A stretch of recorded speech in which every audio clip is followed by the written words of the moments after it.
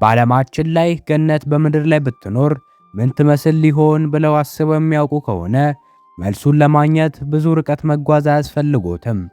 ስዊዘርላንድን መመልከት በቂ ነው። አሁን እርሶ በምናቦት ይህንን ያስቡ።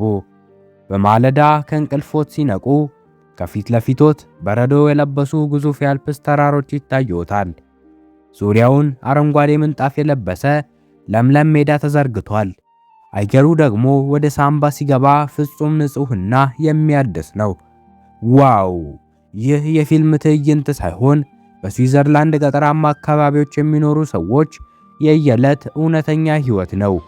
የከተማው ጫጫታ፣ የትራፊክ ጭንቀትና በካይ አየር ጨርሶ በማይታወቅባቸው በእነዚህ ውብ መንደሮች ውስጥ ሰዎች ከተፈጥሮ ጋር ፍጹም ተዋህደው እንዴት እንደሚኖሩ ዛሬ በጥልቀት እንመለከታለን።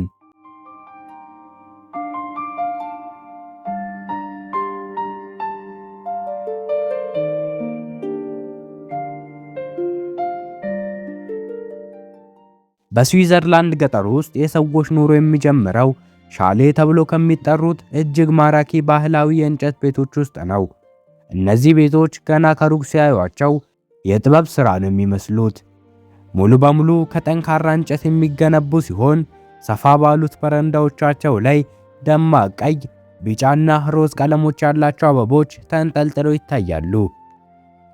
እያንዳንዱ አርሶ አደር ቤቱን የሚያስውበው በከፍተኛ ጥንቃቄና ፍቅር ነው። በዘመናዊው ዓለም ጊዜ የሚለካው በሰዓት እጅና በጊዜ ሰሌዳ ቢሆንም እዚህ ገጠር ውስጥ ግን ጊዜ የሚለካው በፀሐይ መውጣትና መጥለቅ እንዲሁም በተራሮች ጥላ በሚፈጠሩ የተፈጥሮ ውደቶች ነው። እዚህ ሲደርሱ ልቦ የሚነግሮት አንድ ነገር ብቻ ነው። እረፍት አድርግ፣ ቆም በል እና ሕይወትን አጣጥም የሚል ስሜት ነው የሚያድርቦት።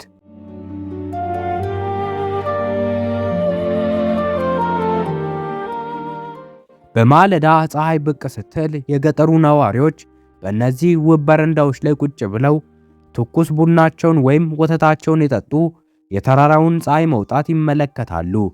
ይህ ስፍራ ከጭንቀት ዓለም የሚሸሹበት እውነተኛ የጊዜ መጠለያ ነው። እርሶ ይህንን ማራኪ ቤት አግኝተው በዚያ በረንዳ ላይ ንጹህ አየር የተነፈሱ ቢቀመጡ ምን ሊሰማዎት እንደሚችል ገምቱት። እነዚህ ቤቶች የገጠር ነዋሪዎች ከባህላቸው ጋር ያላቸውን ጥልቅ ቁርኝነት የሚያሳዩ ሕያው ምስክሮች ናቸው።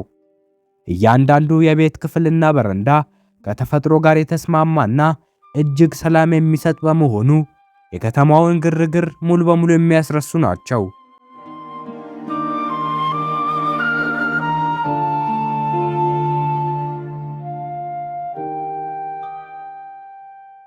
በእነዚህ መንደሮች ውስጥ ሲዘዋወሩ ከየትኛውም አቅጣጫ አንድ የተለየና የልብን ሰላም የሚሰጥ የሙዚቃ ዜማ ይሰማዎታል። ይህም በሜዳ ላይ የተሰማሩት ላሞች አንገት ላይ የታሰረው የደውል ድምፅ ነው። ይህ የደውል ቃጭል ድምፅ የስዊዝ ገጠር መለያ ምልክት ነው። የስዊዘርላንድ አርሶ አደሮች ግን በእኛ ሀገር እንዳለው የድካም ገበሬዎች አይደሉም። እጅግ ባለጸጋና ስራቸውን በከፍተኛ ዘመናዊ ቴክኖሎጂ የታገዘ ማሽነሪ የሚሰሩ ናቸው። ላሞቻቸውን በጂፒኤስ ይቆጣጠራሉ። ማሳቸውን በዘመናዊ ትራክተሮች ያለ አንዳች እንግልት ያለማሉ።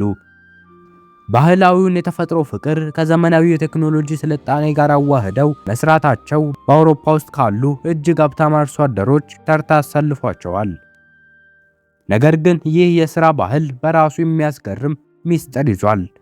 ያ የቱሪዝም ትስስራቸው ነው። የስዊዘርላንድ ገጠር በዓለም ዙሪያ ካሉ እጅግ ውድና ተፈላጊ የቱሪዝም መዳረሻዎች አንዷ ብትሆንም እጅግ የሚያስገርመው ነገር ቱሪዝም ቢኖርም እንኳን የሰዎቹ የአኗኗር ዘይቤና የአካባቢው ጸጥታ በፍጹም አይቀየርም። እንግዶች ይመጣሉ፣ በውበቱ ይማረካሉ፣ ሰላሙን ይቀምሳሉ። ነገር ግን ይህ የስዊስ ገጠር መንደሮች የራሳቸውን ማንነትና ቅዱስ የሆነ ጸጥታ ጠብቀው ይቆያሉ።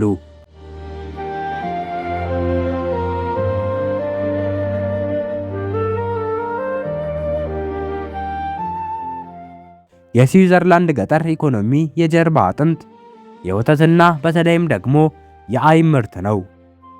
አርሶ አደሮቹ በቀን 2 ላሞቻቸውን ካለቡ በኋላ ትኩሱን ወተት በየመንደሩ ወዳሉ አነስተኛ የአይብ ማምረቻዎች ይወስዳሉ። እዚያም በዘመናት በቆየ የእጅ ጥበብና ሚስጥራዊ አሰራር በዓለም ገበያ ላይ እጅግ ውድ ዋጋ የሚያወጣውን የስዊዝ አይብ ያዘጋጃሉ። ይህ ሂደት በፋብሪካ ሳይሆን በሰው እጅ በፍቅርና በከፍተኛ ንጽህና የሚከናወን በመሆኑ ጣዕሙ ወደር የለውም።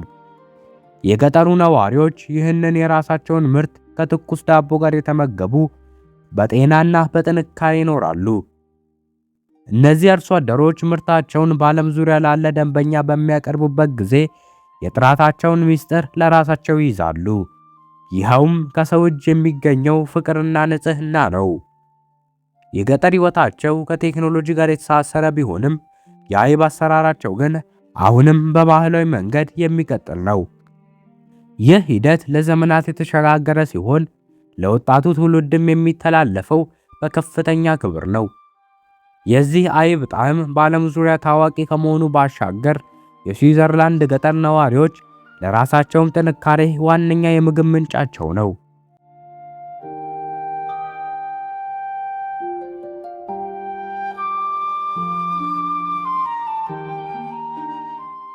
በስዊዘርላንድ ገጠር ውስጥ መኖር ማለት የገንዘብ ሀብት ብቻ ሳይሆን የጸጥታና የሰላም ሀብትም ጭምር ነው። እርስዎ እዚህ ስፍራ ቢኖሩ ማንም ሰው በጭወት ወይም በረብሻ ሰላሙን ሊነጥቅቦት አይችልም።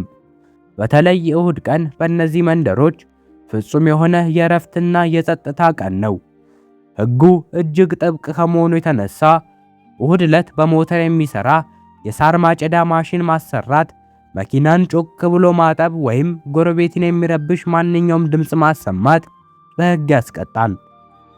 ሰዎች ይህንን ቀን ቤተሰቦቻቸውን ይዘው በተራሮች ላይ በእግር በመጓዝ እና ከተፈጥሮ ጋር በመነጋገር በከፍተኛ ዲሲፕሊን ያሳልፉታል። በእነዚህ መንደሮች ውስጥ መኖር ማለት ከሰው ጋር ባለው መስተጋብርም አክብሮትን ይፈልጋል። ስትንሸራሸሩ ቁጥብ የሚመስሉ የገጠር ነዋሪዎች ከሩቅ ሆነው በደስታ ሰላምታ ሲሰጡ ትልቅ የቤተሰብ ስሜት ይሰማውታል። ይህ የውስጥ ሰላምና አክብሮት መንደሮቹን አንድ ትልቅ ቤተሰብ ያስመስላቸዋል። ማህበራዊ ትስስራቸው በግድግዳ ሳይሆን በተፈጥሮና በጋራ መከባበር ላይ የተገነባ ነው። ይህ ሁሉ ግጋትና የሰዎች መስተጋብር መንደሮቹ ለዘመናት ውበታቸውን ሳያጡ ለልጅ ልጅ ሰላምና ወርሰው እንዲያልፉ አስችሏቸዋል።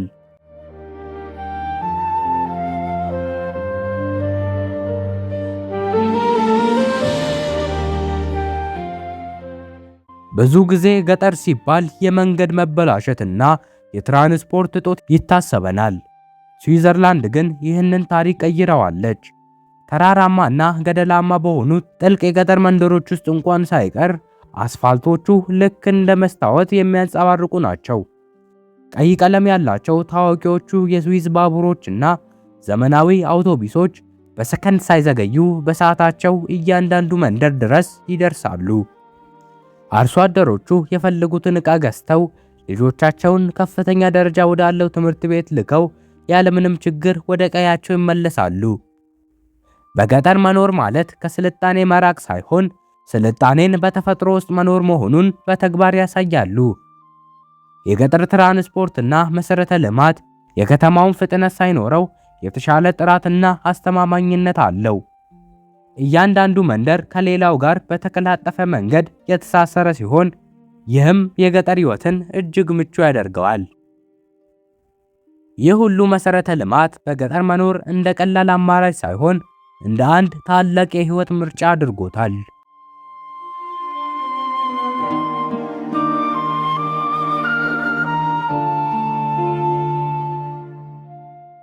የስዊዝ የገጠር ነዋሪዎች ለተፈጥሮ ያላቸው ክብርና ፍቅር እጅግ የሚገርም ነው። ውሃቸው የሚጠጣው ቀጥታ ከተራራ ከሚፈልቀው ንጹህ ምንጭ ነው። እያንዳንዱ ቤት የራሱን የቆሻሻ አወጋገድ ስርዓት በከፍተኛ ጥንቃቄ ይከተላል። ፕላስቲክ፣ ብርጭቆና ወረቀት ለያይተው ለሪሳይክል ያስረክባሉ። የኤሌክትሪክ ኃይላቸውን በአብዛኛው ከፀሐይና ከውሃ ኃይል በማመንጨት ተፈጥሮን ሳይበክሉ ይኖራሉ። ይህ አኗኗራቸው መንደሩ ለዘመናት ውበታቸውን ሳያጡ ለልጅ ልጅ ንጹህ አየርና ለምለም መሬት አውርሰው እንዲያልፉ አስችሏቸዋል።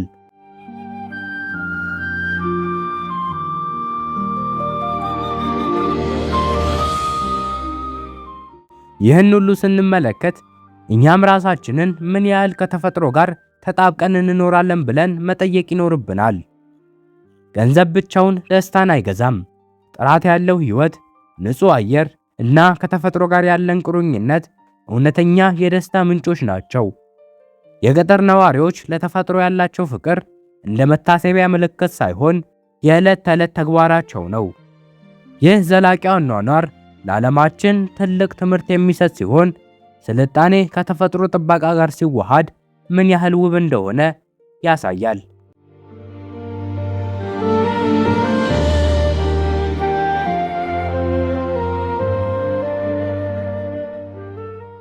በማጠቃለያው ኑሮ በስዊዘርላንድ ገጠራማ አካባቢዎች ማለት ከተፈጥሮ ጋር የተደረገ የሰላም ስምምነት ማለት ነው።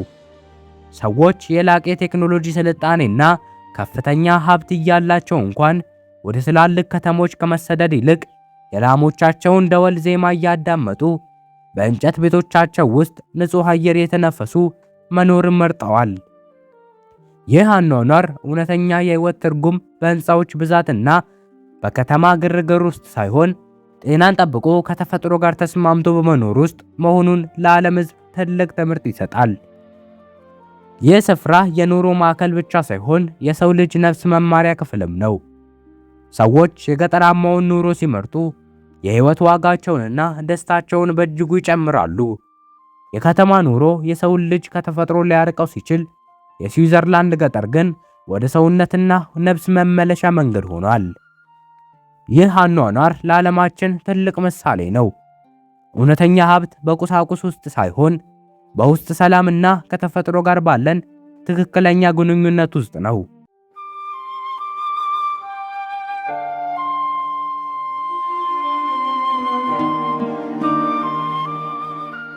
የስዊዘርላንድ ገጠራማ አካባቢዎች አስገራሚ አኗኗር ይህንን ይመስል ነበር። እርሶስ ይህንን ቪዲዮ ከተመለከቱ በኋላ የከተማውን ጫጫታ ትተው በእነዚህ ማራኪ የእንጨት ቤቶች ውስጥ ቢያንስ ለአንድ ወር የመኖር ዕድል ቢሰጦት ምን ይሉ ነበር? ሐሳቦትን ታች ኮሜንት ላይ አጋሩኝ።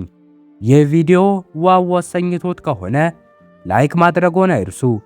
እንደዚህ አይነት ልብ የሚያሳርፉና ዓለማችንን በተለየ አይን የሚያሳዩ ድንቅ ዶክመንተሪዎችን በየሳምንቱ ለመከታተል አሁኑኑ ቻናላችንን ሰብስክራይብ ያድርጉ።